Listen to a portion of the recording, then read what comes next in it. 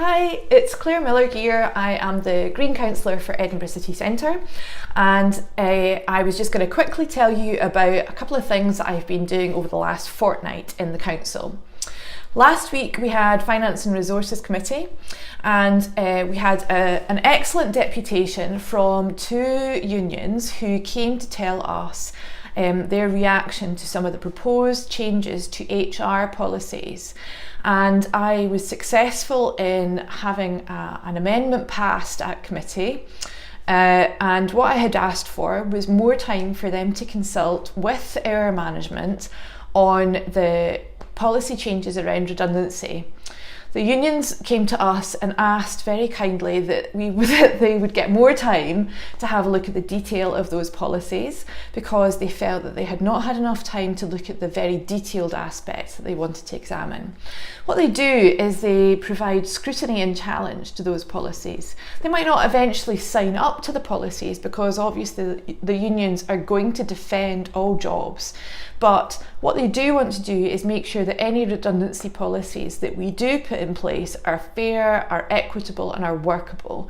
So I wanted them to have that extra time to make sure that they were able to do that scrutiny and ensure that our policies are good quality ones. I also had a couple of meetings over the last fortnight. I met with the project manager who has been recruited by the steering group, who are looking at implementing a business district in the Old Town. I hadn't met her, and it was great to sit down face to face, chat to her about the project, find out about what she was going to be doing and learn more about the timeline. I am looking forward to working with them and finding out more about what they're intending to propose in the Old Town. The business community there is made up of a very diverse range of different businesses. There are some very large tourist attractions, some international businesses such as hotels, and then also some small independent local traders.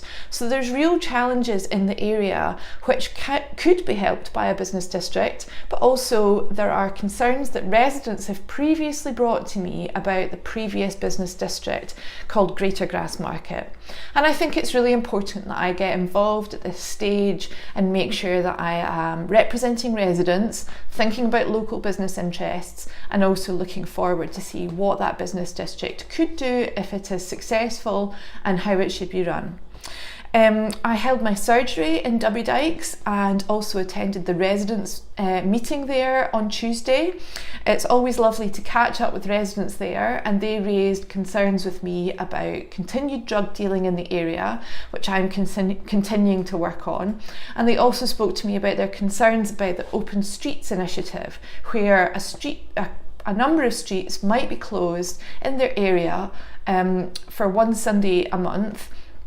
And they're concerned about access in and out of their residential streets, and they're concerned primarily from the point of view of accessibility for people who have disabilities and aren't able to travel by public transport, walking and cycling. And I support them in raising those concerns, so I made sure that the convener and vice convener of the committee were aware of that, and that the council officers and partners who are working on that project were also aware. And what I'm going to do is make sure that they've got plenty of time to consult and plenty of ways in which they can input and find solutions to the issues that they are raising, which are highly relevant. I chaired the final meeting of the City Centre Neighbourhood Partnership on Wednesday, and I'm looking forward to finding out how neighbourhood networks will work. Neighbourhood networks are going to be the new way in which partners work in smaller areas of the city, and will be taking over from neighbourhood partnerships, and they'll be coming in shortly. And then finally, yesterday was a meeting of full council, and you'll have seen in the news that the Greens voted in favour of finishing the tram line, which will mean that trams will run all the way to Newhaven in a few years' time.